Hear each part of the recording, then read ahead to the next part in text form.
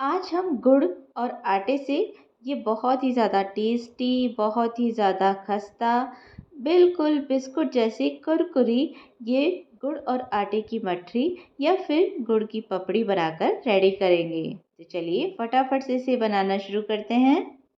तो इसे बनाने के लिए सबसे पहले मैंने यहाँ पर एक पैन के अंदर 3/4 कप गुड़ ले लिया है। गुड़ को मैंने इस तरह से छोटे छोटे पीसेस के अंदर तोड़ लिया है। अब जितना गुड़ लिया है उतना ही हम इसके अंदर मतलब 3/4 कप ही पानी डाल देंगे। और पानी डालने के बाद में हम इसको गैस के ऊपर इस तरह से चढ़ा देंगे और इसे कुछ इस तरह से चलाते हुए कुछ देर के लिए गर्म करेंगे। इसे हमें ना तो बहुत ज़्यादा पकाना है और ना ही इसकी किसी भी तरह की चाशनी बनानी है। हमें केवल इसे इतना गर्म करना है कि ये जो गुड़ है वो पानी के अंदर अच्छे से घुल जाए। ये जो गुड़ की मात्रा है ये आप अपने टेस्ट के अकॉर्डिंग थोड़ी बहुत कम या फिर ज़्यादा भी कर सकते हैं। 1 से 2 मिनट में ही ये जो गुड़ है वो बहुत ही इजीली पानी के अंदर घुल जाता है। तो ये देखिए पानी में अच्छे से गुड़ घुल चुका है। तो अब हम गैस की फ्लेम को बंद कर देंगे और ये जो गुड़ का पानी है इसे हम एक बार छान लेंगे, क्योंकि गुड़ जो होता है उसमें बहुत सारी इम्प्योरिटीज़ रहती है। तो ये देखिए हमने इसे छान लिया है और अभी ये जो गुड़ का पानी है वो बहुत ज़्यादा गर्म है। तो थोड़ी देर के लिए हम इसे साइड में रखेंगे ताकि ये थोड़ा बहुत ठंडा हो जाए। तो जब तक हमारा गुड़ का पानी ठंडा हो रहा है तब तक मैंने यहाँ पर एक बोल ले लिया है और इस बोल के अंदर मैंने डाल दिया है 2 कप गेहूं का आटा। जिस आटे से हम रोटी बनाते हैं बस ये वही वाला आटा है। अब इसके अंदर डाल दिया है 1 बड़ा चम्मच भरकर सफ़ेद तिल। तिल का टेस्ट इस मठरी में बहुत ही ज़्यादा अच्छा आता है। अब इसके बाद में बहुत थोड़ा सा मतलब 2 से 3 चुटकी मैंने इसके अंदर डाल दिया है नमक। किसी भी मीठी चीज़ में थोड़ा सा नमक डाल देते हैं तो उसका स्वाद बहुत बढ़ जाता है। अब इसके बाद में मैंने यहाँ पर लिया है 1/4 कप घी। घी की जगह पर अगर आप चाहें तो ऑयल का भी यूज़ कर सकते हैं, लेकिन घी से इसका जो टेस्ट है वो बहुत ही अच्छा आता है। तो घी डालने के बाद में एक बार सभी चीज़ों को हम अच्छे से मिक्स कर लेंगे और ये जो घी है उसे भी कुछ इस तरह से मसलते हुए अच्छे से हम पूरे आटे में मिक्स कर लेंगे। इसमें हमें बहुत ज़्यादा ऑयल या फिर घी नहीं डालना है, क्योंकि फिर ये बहुत ज़्यादा खस्ता हो जाएगी और जब हम इसे फ्राई करेंगे तो ये कढ़ाई के अंदर बिखरने लग जाएगी। तो ये देखिए घी मैंने अच्छे से इसके अंदर मिक्स कर दिया है। अब इसके बाद में जो ये हमने गुड़ का पानी बनाकर रखा है ये भी अब हल्का सा ठंडा हो गया है।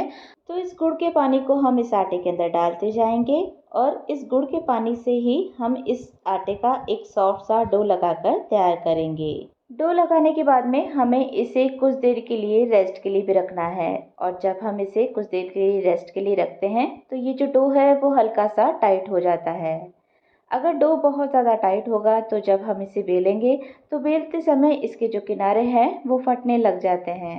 और अगर बहुत ज़्यादा सॉफ्ट डो हम लगाते हैं तो बेलने में हमें परेशानी होती है। इसलिए जैसे रोटी बनाते हैं कुछ उस तरह का सॉफ्ट सा डो लगाकर हमें इसका तैयार करना है। गुड़ का पानी डालने के बाद में भी अगर आपको ज़रूरत लगे तो आप इस तरह से सिंपल पानी डालकर भी इसे थोड़ा सा गूंथ सकते हैं। तो ये देखिए हमने एक सॉफ्ट सा डो लगाकर इसका तैयार कर लिया है। अब वापस से इसके ऊपर थोड़ा सा घी या फिर ऑयल लगा देंगे ताकि जब हम इसे रेस्ट के लिए रखें तो ये जो हमारा डो है वो ऊपर से सूखे ना। तो इस तरह से ये देखिए मैंने इसके ऊपर अच्छे से घी लगा दिया है। एक बार वापस से इसे इस तरह से मसल लेंगे ताकि जो घी है वो चारों तरफ अच्छे से लग जाए। और घी लगाने के बाद में अब हम इसे किसी भी कपड़े से कवर कर देंगे और अच्छे से ढककर 5 से 10 मिनट के लिए इसे रेस्ट के लिए रख देंगे। अब 10 मिनट हो चुके हैं तो चलिए अपने डो को वापस से चेक कर लेते हैं। तो ये देखिए हमारे डो ने अच्छे से रेस्ट कर लिया है और ये अच्छे से सेट हो चुका है। तो वापस से एक बार हम इसे मसलते हुए अच्छे से चिकना कर लेंगे। अब इसमें से थोड़ा सा पोर्शन हम इस तरह से कट कर लेंगे और जो बचा हुआ पार्ट है उसे हम वापस से ढक कर रख देंगे ताकि वो सूखे ना। और ये जो पार्ट हमने इसमें से तोड़ा है उसे हम कुछ इस तरह से एक पेड़ी की शेप दे देंगे और हमें इसे पतला और बड़ा बेल लेना है। बहुत ही आसानी से आप इसे बेल सकते हैं। ये बिल्कुल भी नहीं चिपकता है, लेकिन फिर भी मीठे की वजह से अगर ये जो डो है वो आपका चिपकने लगे तो इसके ऊपर आप थोड़ा-सा ऑयल या फिर घी लगा सकते हैं। तो ये देखिए मैंने भी थोड़ा-सा इसके ऊपर ऑयल लगा दिया है, बहुत ज़्यादा ऑयल नहीं लगाना है। और अब हम इसे इस तरह से बड़ा-सा बेल लेंगे। और बेलने के बाद में कोई भी हम कटोरी या फिर ग्लास ले लेंगे जिसकी जो एजेस है वो थोड़ी सी शार्प हो और उससे कुछ इस तरह से हम इसे कट कर लेंगे। आप चाहें तो कुकी कटर का भी यूज़ कर सकते हैं। इस तरह से जब हम ग्लास या फिर कटोरी से कट करते हैं तो जो हम पपड़ियाँ बनाने वाले हैं वो बिल्कुल सेम साइज़ की बनेगी। आज ही पपड़ियाँ बनाने के लिए हमने गुड़ का यूज़ किया है। अगर आप गुड़ का यूज़ नहीं करना चाहते हैं तो इसकी जगह पर आप शक्कर का भी यूज़ कर सकते हैं। जैसे हमने गुड़ को पानी के अंदर डिज़ोल्व करके फिर उससे अपना आटा लगाया था, उसी तरह से आप शक्कर को भी पानी के अंदर डिज़ोल्व कर लीजिए और उससे ये जो आटा है उसे लगाकर ये जो पपड़ियाँ हैं वो आप तैयार कर सकते हैं। लेकिन जो गुड़ से बनाई हुई पपड़ियाँ होती हैं उनका जो टेस्ट होता है वो बहुत ही अच्छा आता है। और ट्रेडिशनली जो ये रेसिपी बनती है वो गुड़ के साथ ही बनाई जाती है। तो ये देखिए मैंने इन्हें कट कर लिया है और जो भी ये एक्स्ट्रा पार्ट है उसे हम कुछ इस तरह से हटा लेंगे और वापस से इसे बेल कर हम इसकी पपड़ियाँ तैयार कर लेंगे। पपड़ियाँ तैयार करने के बाद में इसके ऊपर हम कुछ इस तरह से फोक से इसे प्रिक कर देंगे जिससे कि जब हम इन्हें फ्राई करें तो ये फूले ना। तो बस इसी तरह से हम अपनी सारी जो ये गुड़ वाली पपड़ियाँ हैं इन्हें बनाकर तैयार कर लेंगे। मुझे इनकी थिकनेस थोड़ी सी ज़्यादा लग रही थी तो मैंने इन्हें 1 से 2 बार बेलन से भी बेल लिया था ताकि ये थोड़ी सी पतली हो जाए। अब बेलने के बाद में इन्हें हमें कम से कम आधे घंटे के लिए पंखे के नीचे छोड़ देना है ताकि ये हल्की सी सूख जाए, ताकि जब हम इन्हें फ्राई करें तो हमें फ्राई करने में आसानी हो। बहुत ज़्यादा इसे सुखाना नहीं है। ये देखिए आधा घंटा हो चुका है, ये कुछ इस तरह से हल्की सी सूख जाएगी। तो आधे घंटे बाद में हम इन्हें फ्राई करेंगे। तो फ्राई करने के लिए यहाँ पर मैंने ऑयल को पहले ही गर्म कर रखा है। ऑयल को चेक करने के लिए थोड़ा सा टुकड़ा हम इसके अंदर डालेंगे। टुकड़ा डालते ही जब ऊपर आ जाए तो इसका मतलब ये है कि हमारा जो ऑयल है वो हमारी पपड़ियों को फ्राई करने के लिए बिल्कुल रेडी है। तो एक एक करके हम इस तरह से इसमें अपनी ये जो गुड़ वाली पपड़ियाँ हैं वो डालते जाएंगे। एक बार में जितनी आसानी से फ्राई हो सके उतनी ही हम इसके अंदर डालेंगे। एक साथ बहुत ज़्यादा ये जो पपड़ियाँ हैं इन्हें हमें नहीं डालना है। और गैस की फ्लेम को भी हमें मीडियम टू लो ही रखना है। बहुत ज़्यादा हाई फ्लेम के ऊपर हमें इन्हें फ्राई नहीं करना है। हमने इन्हें बनाने के लिए गुड़ का यूज़ किया है, इसलिए जैसे ही हम इन्हें इस तरह से ऑयल के अंदर डालते हैं तो ये काफ़ी सॉफ्ट हो जाती है। इसलिए इन्हें डालते ही आप इस पर कड़छी ना लगाएं, नहीं तो ये टूटने लग जाएगी।